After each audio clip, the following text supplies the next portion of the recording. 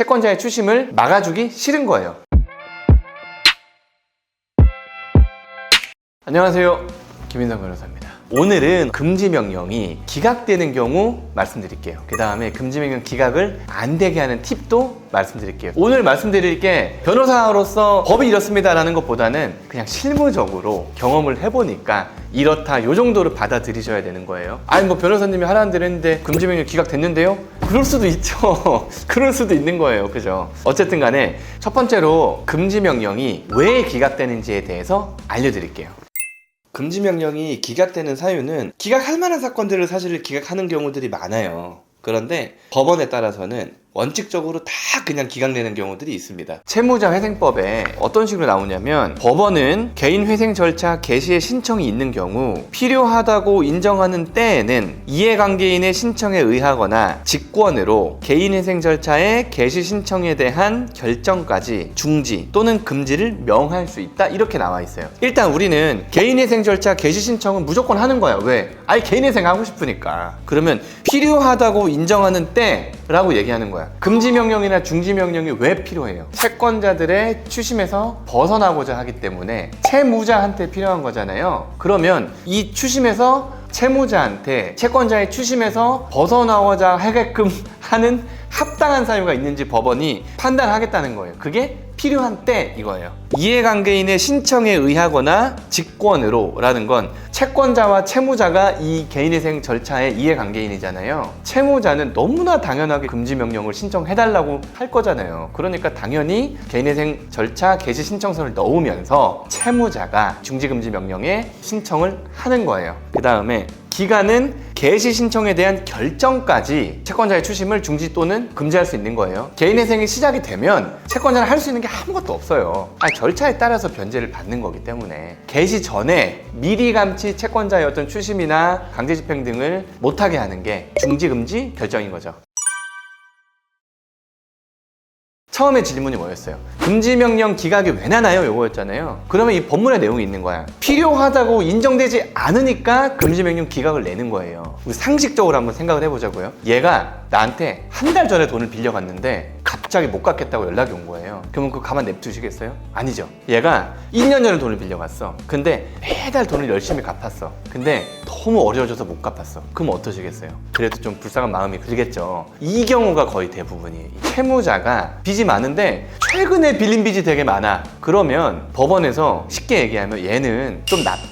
좀 추심 좀 받아봐. 내가 굳이 개인회생 절차 때까지 채권자의 추심을 내가 막게 하지는 않고 싶어. 쉽게 얘기하면 너는 진짜 또 한번 좀 당해봐. 약간 이런 거예요. 그럴 때 금지명령 기각이 거의 대부분이에요. 아니면 주식, 코인, 도박, 게임, 사행성, 유흥에 탕진했다거나 변제율이 너무 낮은 경우 약간 이런 느낌이에요. 실무상 그런 느낌이에요. 그 다음에 또 서울회생법원 실무준칙에 뭐라고 나와 있냐면 재신청할 때 그럴 때는 사실은 얘는 개인회생에 도움을 한번 받았으면서도 또 얘가 빚을 만들어가지고 빚도 제대로 안 갚고 또 신청하네? 넌 한번 당해봐라. 약간 이런 느낌이에요. 이런 어떤 법원의 결정에 대해서 채무자분들이 너무하는 거 아닙니까? 라고 할 수 있겠지만 사실은 법원이 금지명령 결정을 내려주고 어떤 경매를 중지시켜주고 이런 거는 법원이 채무자한테 수혜적으로 하는 거고 채권자 입장에서 봤을 때는 또 법원이 너무하는 거예요. 이런 결정을 내려주는 건. 그러니까 기본적으로는 사실 저는 개인회생을 다루는 여러분들을 도와드리는 변호사긴 하지만 중지나 금지나 조건부인가나 이런 것들에 대해서 법원이 조금 더 타이트해야 된다고 생각은 저는 개인적으로 해요. 어쨌든 간에 이 금지명령 기각나는 이유에 대해선 간단한 거예요. 법원이 채무자에 대한 채권자의 추심을 막아주기 싫은 거예요. 그게 중지명령 결정이 필요 없다라고 생각하는 거예요. 그 다음에 금지명령 신청에 대해서 무응답을 할 때가 있어요. 기각하면은 또 재신청하고 이럴 수 있으니까는 그냥 모르는 척 하는 거야. 법원이 얘가 신청을 했는데 나는 해주기 싫어. 이게 일주일 이상 지속이 되면은 사실은 법원에 한번 전화해 보셔야 되는 거예요. 금지명령이 기각된 거냐, 지금 결정을 미루고 있는 거냐, 아니면 저희가 추가적으로 뭘 내야 되는 거냐, 요거를 대리인 사무실에다가 여쭤보시든가 직접 법원에 전화하셔서 여쭤보셔도 크게 상관없어요. 금지명령이 기각되지 않는 법에 있는 내용은 없고요. 그냥 지금까지 많은 사건들을 다뤄보니까 이렇게 하면 금지명령이 기각되진 않는다. 이 정도로 이해하셔야 되는 거예요. 그 다음에 되게 궁금해 하실 거 요거예요, 요거. 금지명령이 기각 안 되는 방법은 뭐냐? 이 팁이 있느냐? 서울회생법원 같은 경우는 법인회생 신청서를 넣으면서 포괄 금지명령 신청서를 넣으면 대부분 그냥 오케이 해요. 근데 저희가 지방에 있는 그 법원에 이걸 냈는데 아무 대답이 없는 거예요. 그래서 전화를 했어요. 전화를 하니까 우리는 원칙적으로 금지명령은 안 해준다는 거예요. 그런데 필요하면 왜 채권자의 추심을 전부 다 법원이 막아줘야 되는지 나서서 그거를 적으라는 거예요. 그래가지고 적었죠. 이 회사가 뭐 압류가 되고 추심이 되고 이미 우리가 뭐 압류된 통장도 있고 막 하면서 엄청 불쌍하게 다 적었어요. 그래가지고 하니까 바로 결정을 내주더라고요. 그거에 착안해서 이렇게 하면 되지 않을까라고 싶은 게 사실은 금지명령을 원칙적으로 다 해주는 그런 법원이 있어요. 고마운 법원이라고 할게요. 이 정도는 해야지 우리가 금지명령을 내려줄 거야 라고 하는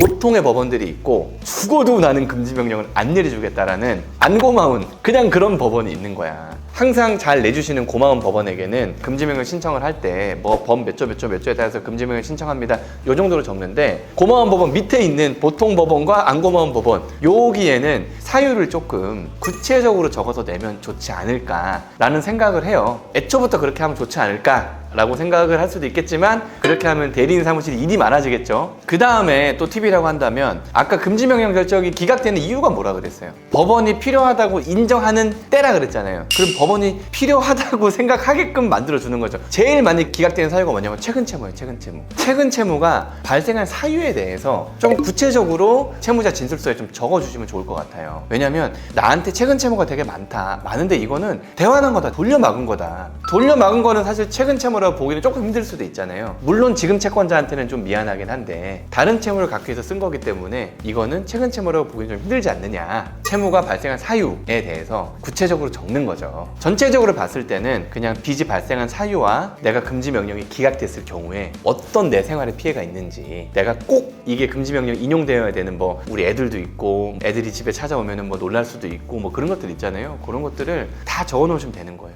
구독과 좋아요 눌러주세요. 사실은 법원이 채무자와 채권자의 중간적인 위치에 있기 때문에 우리 입장에서는 채권자 편으로 보이는 거지 대부분의 회생위원님들이 되게 착해요. 내가 정말로 안타깝고 불쌍하고 금지명령이 기각되면 절대 안 되는 사유가 있다면 정말로 진심으로 적어서 내세요. 그러면 기각 안 될 것 같아요. 그리고 만약에 기각되면 저희가 설득을 할게요. 설득은 변호사의 몫이잖아요. 대리인의 몫이기 때문에 설득해 드릴게요. 대신 진짜 안타까우셔야 되는 거예요. 아시겠죠? 감사합니다.